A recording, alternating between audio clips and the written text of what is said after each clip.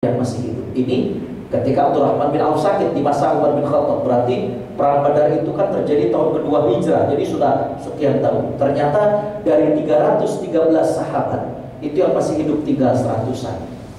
Maka Abdurrahman bin Auf minta kepada anaknya untuk memberikan kepada setiap orang veteran perang Badar agar diberikan 400 dinar.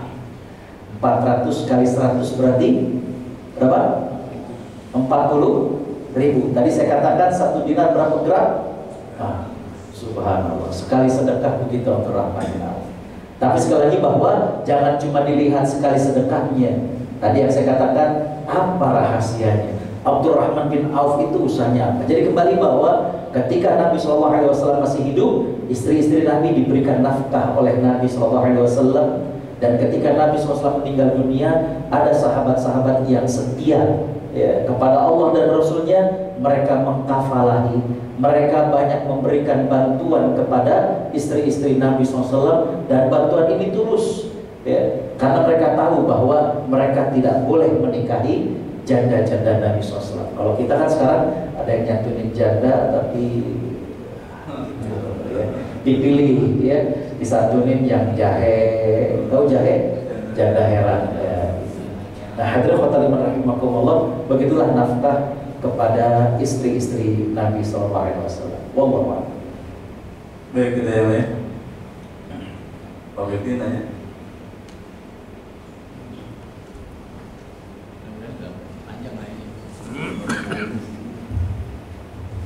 Assalamualaikum Ustaz. Assalamualaikum. Tadi di awal menjelaskan hadis tentang seorang pekerja yang dia bekerja dengan tangan dari pagi sampai sore untuk menghapuskan dosa-dosanya. Terkait kondisi saat ini, di medsos itu saya pernah baca bahwa MUI menghimbau para kaum muslimin untuk memboikot salah satu produk mereka. Sementara banyak karyawan dari produk itu adalah ya kaum muslimin. Apa nih Mas? Bismillahirrahmanirrahim. Alhamdulillah, salatu wassalamu ala Rasulillah wa ba'd. Hadirin khotaliman rahimakumullah. Apa yang dilakukan LMU ini apa yang disebut dengan fikih muwazanah. Bagaimana fikih untuk kemudian menimbang mana yang lebih prioritas daripada yang lainnya. Contoh misalkan, hadirin khotaliman rahimakumullah, salah satu masjid yang kita diminta untuk bersegera ke sana adalah Masjidil Aqsa. Tapi dalam penyelenggaraan operasional di sana itu yang nangani adalah Israel. Sehingga seluruh income bukan saja berkaitan dengan visa, termasuk juga hotel. Kalau restoran ada beberapa yang kelola itu adalah orang Palestina. Tapi kalau masalah visa, kemudian juga berkaitan tadi dengan hotel, itu rata-rata adalah untuk ke Israel. Walaupun Nabi menganjurkan kepada kita untuk mengunjungi Masjidil Aqsa, tapi dalam kondisi sekarang yang menguntungkan kepada pihak Israel, maka di sini sebaiknya tidak usah dulu ke sana. Kurang lebih begitu. Begitu juga dengan tadi, seruan boikot itu adalah agar kemudian ada dampak jera, ada efek jera kepada perusahaan tersebut, agar jangan sampai kemudian mendukung kepada tindakan-tindakan yang dilakukan oleh penjajah Israel. Sehingga kemudian mereka merasakan, oh iya, ternyata income-nya sedikit, jauh berkurang. Ini bisa rugi. Walaupun memang ada cost-nya, yaitu beberapa pekerja dari kaum muslimin. Tapi kembali bahwa ini diambil agar kemudian memberikan efek pelajaran. Jadi saya kira ini adalah efek kejut, agar kemudian ada jera dari mereka, sehingga kemudian tidak support kepada tindakan-tindakan penjajahan yang dilakukan oleh Israel. Jadi dalam hal demikian, ini namanya adalah fikih muwazanah. Kalau fikih muwazanah nanti tidak hukum murni. Contoh lagi misalnya gini, ngebakar rumah haram hukumnya dalam Islam. Apalagi rumah orang lain, betul lah. Tapi ketika ngebakar rumah ini untuk kemudian memberikan efek jerah, kamu jangan menjajah di Indonesia, maka itu dibolehkan. Dan itu yang terjadi ketika Bandung Lautan Api. Yang dibakar itu kan rumah dan gudang mesiu milik Belanda. Jadi dalam kondisi yang normal, kita membakar rumah orang haram, gak boleh. Rumah sendiri aja haram, apalagi rumah orang. Paham ya? Tapi ini adalah untuk memberikan efek kejut. Ya. Kamu tuh jangan ngejajah di sini. Ya. Sehingga kemudian dari rumah yang isinya adalah mesiu itu kemudian begitu banyak apinya. Kan Bapak Ibu kalau baca sejarah Bandung Lautan Api itu karena itu. Ya. Ini yang kemudian membuat Belanda akhirnya ngeri nih, mentalnya kayak begini. Nah, dalam hal tersebut itu maksudnya bukan fikih murni lagi, tapi namanya fikih muazanah. Nah itu kalau di Madinah itu bahkan S3 tuh yang belajar tentang itu. Ya, ya. Jadi fikih murninya ada, tapi perkembangannya berbeda. Contoh gini. Ini alhamdulillah ya masjid ya. Bapak Ibu kalau di rumah di komplek ya, kadang masjid itu dibangun 2 lantai. Betul? Lantai 2 dipakai ibadah, lantai bawah suka disewain buat yang nikahan. Betul nggak? Boleh nggak menurut Bapak Ibu? Bisa mana nikah ada masjid dipakai buat acara pernikahan. Ya. Yang jadi masalah, oke, pernikahan sunnah Nabi bla bla bla, banyak lah yang bisa kita nikah. Tapi ternyata dalam resepsi itu kadang suka ada musik. Paham kan? Dan nggak semuanya berhijab. Semuanya nggak semua, nggak bisa di depan dipisahin. Maaf Bu, pakai selendang dulu, ini nggak pakai kerudung, nggak ada kan? Bagaimana hukumnya? Nah ini udah bukan fikih murni. Ya. Saya berapa kali dihubungin Ustaz, ya.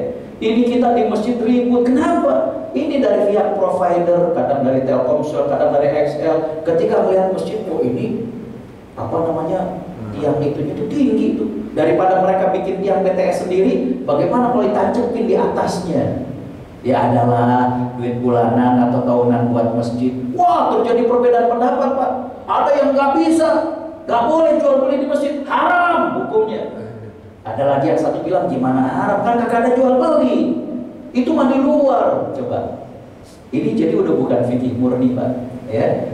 Ntar kalau kita kapan-kapan ini, saya S1, S2, S3 di bidang hadis, tapi tentang fiqhul hadis, gimana cara memahami hadisnya. Ya, itu disertasi doktor saya di bidang itu. Jadi kembali bahwa apa yang diinginkan oleh MUI adalah untuk kemudian efek kejut, efek jerah, ya, bagaimana message kepada para perusahaan tersebut bahwa jangan sampai support kepada penjajahan yang dilakukan oleh Israel.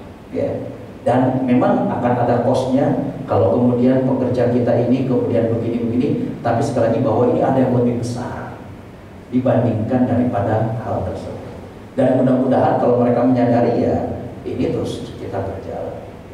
Saya kira demikian. Wallahualam. Baik, ada yang lain Bapak Ibu? Nah, Ya, silakan Pak Omar. Assalamualaikum. Menanyakan terkait dengan minta-minta hadisnya. Misalnya yang minta-minta ini karena aku tidak dikasih, dia minta pinjam gitu. Masa harusnya minjam gitu. Tapi tidak dikasih tahu pulangnya kapan gitu. Kalau ada rezeki aja. Yang kedua terkait hadis yang minta-minta tadi kan ada makna dua itu Ustaz. Kalau penjelasannya Ustaz, makna hiasi apa, majasi apa tadi Ustaz?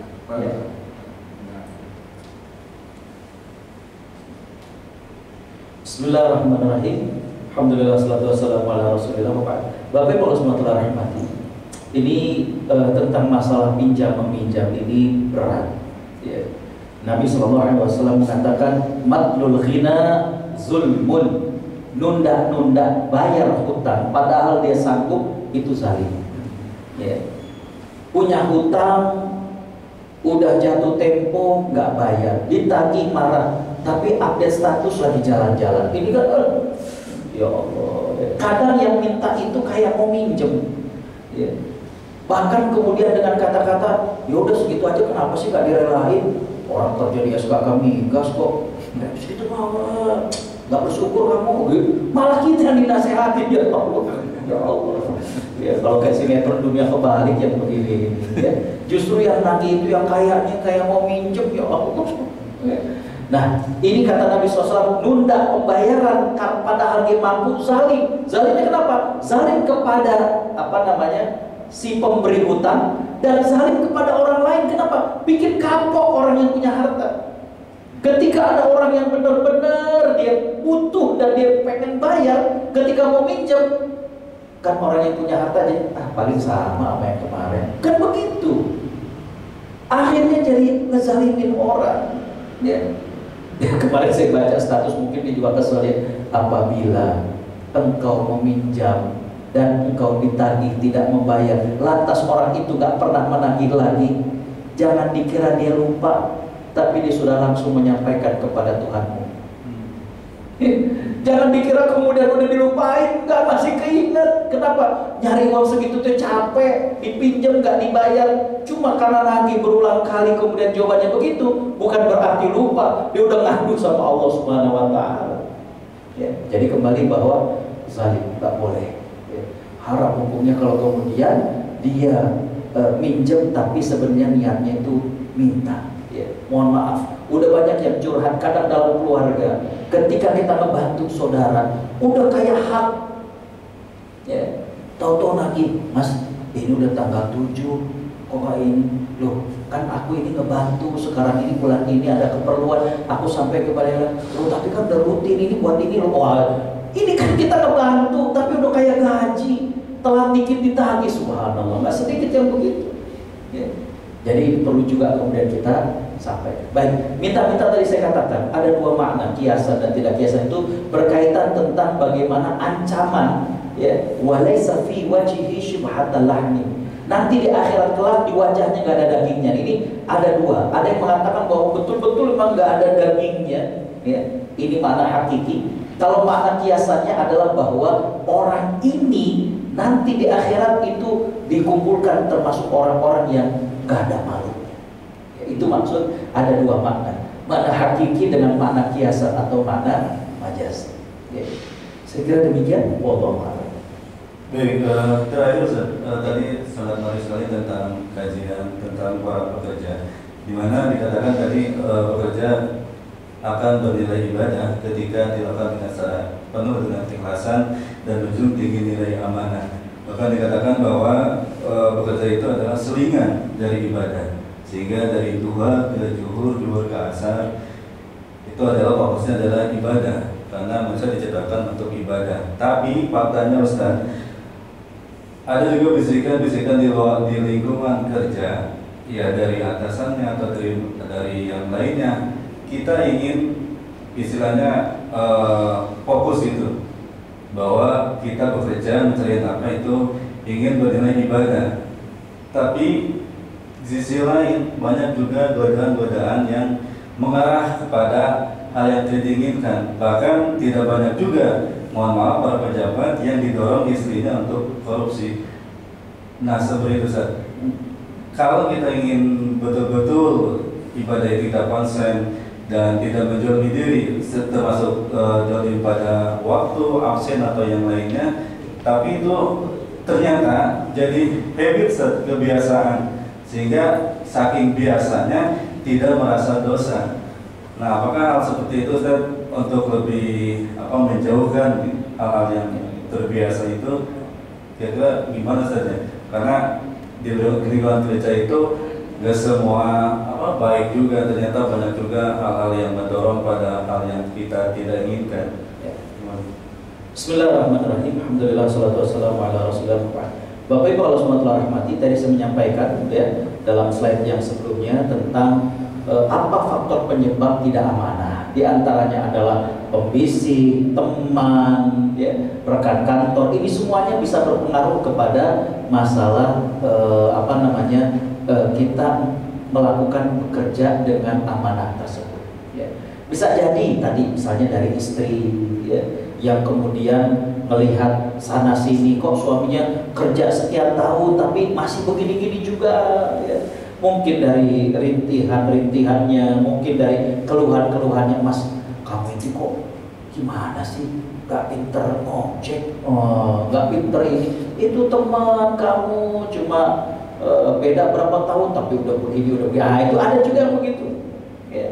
Jadi kadang ada dari istri, kadang dari teman-teman yang lain gitu. Dia sih gak CS nih, gak asik orangnya, gak bisa diajak cincai dan lain sebagainya ya. Bapak Ibu Allah SWT, ini semuanya sekali lagi bahwa ibadah, yang namanya ibadah bukan saja sholat, bekerja, itu kan godaannya juga gak ringan. Tapi kan yang kita inginkan itu surga Allah Subhanahu Wa Taala. Ya.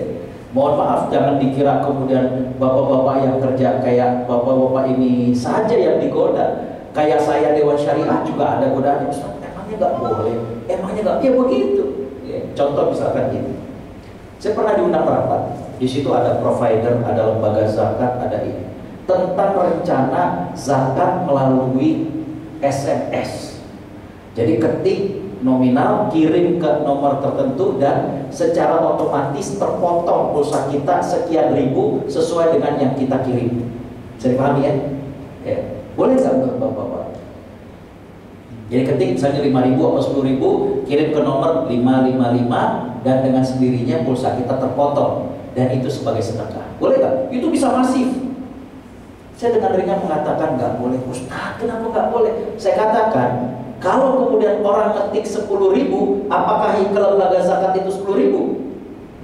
Enggak, potong provider. Betul nggak? Potong provider.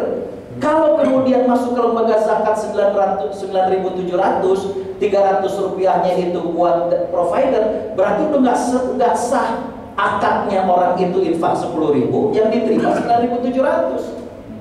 Nggak boleh, saya bilang nggak sesuai dengan maknanya.